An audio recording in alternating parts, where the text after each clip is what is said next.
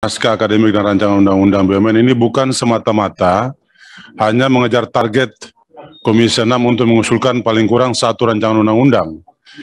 Tetapi saya percaya betul bahwa usulan Komisi 6 untuk merubah undang-undang BUMN ini didasarkan atas satu realitas bahwa memang undang-undang ini kan sudah berusia 20 tahun. Dan dalam kurun waktu 20 tahun tentu perubahan masyarakatnya sangat cepat terjadi, termasuk juga perubahan kehidupan ber-BUMN. Kita lihat hari ini bahwa tidak heran begitu banyak BUMN yang kalah bersaing dengan pihak swasta. Kita tidak anti swasta anyway.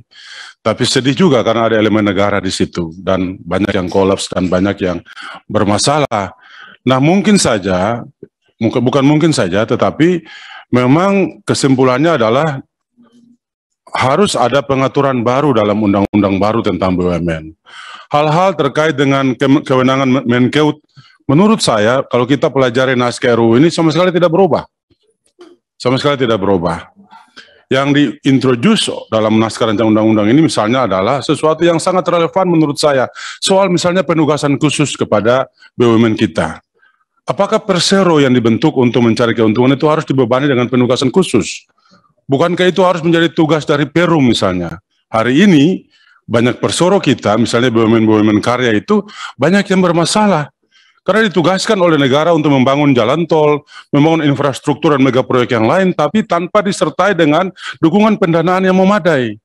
Mereka harus menjadi berdarah-darah karena memang menggunakan cash flow mereka sendiri. Nah ini kan kita punya kepentingan hukum, kepentingan politik untuk memastikan bahwa kalau kita ingin BUMN kita sehat, maka ini harus diatur. Kalau negara mau memberikan penugasan, ya serta juga dengan pendanaan yang memadai. Itu kan politik. Regulasinya ada di situ. Yang kedua soal pengawasan Bapak Ibu sekalian. Kami di DPR RI tentu punya hak untuk melakukan pengawasan kepada siapa saja. Tapi dalam konteks mengawasi BUMN, kita hanya bisa mengawasi BUMN ANSI. Sementara kalau kebijakan holdingisasi dilakukan saat ini, kita tidak punya jangkauan untuk mengawasi anak-anak perusahaan. Ini juga bermasalah bagi kita. Padahal kita tahu begitu banyak anak perusahaan dan begitu banyak juga anak perusahaan yang sehat dan yang juga bermasalah. Nah, betul memang ada soal polemik dari sisi dogma hukum. Apakah anak-anak perusahaan itu BUMN atau bukan? Kita melakukan banyak kunjungan ke berbagai perguruan tinggi dan mayoritas pandangan akademis adalah anak perusahaan bukan BUMN. Karena pemegang saham atau pemiliknya itu adalah entitas perusahaan, bukan negara. Kalau itu maksudnya berarti kewenangan kita terbatas hanya kepada BUMN. Hal-hal lain misalnya terkait dengan memasukkan upaya menyehatkan BUMN jika dikaitkan dengan siklus APBN. Kita belajar dari kasus Jiwasraya misalnya, Bapak Ibu sekalian. Jiwasraya kalau direspon secara cepat oleh Kementerian Keuangan, kami percaya Jiwasraya tidak akan berdarah-darah seperti yang terjadi saat ini. Kalau saja Kementerian Keuangan bisa merespon kasus Jiwasraya lebih cepat, saya yakin betul bahwa kerugian negara tidak akan sebesar yang terjadi saat ini. Kenapa? Karena itu dikaitkan dengan siklus APBN dan itu butuh waktu.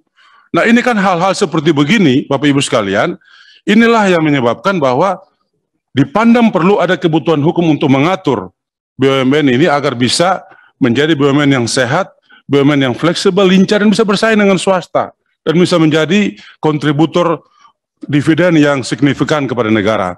Saya kira itu beberapa alasan kenapa menurut kami memandang bahwa apa yang disampaikan atau diperjuangkan atau dikerjakan atau dilakukan oleh kawan-kawan Komisi 6 adalah sesuatu yang relevan karena memang ada kebutuhan hukum yang sangat mendesak untuk merubah undang-undang BUMN yang telah berusia 20 tahun ini. Saya kira demikian. Terima kasih. Wassalamualaikum warahmatullahi wabarakatuh. Terima kasih Pak Hendrik. Selanjutnya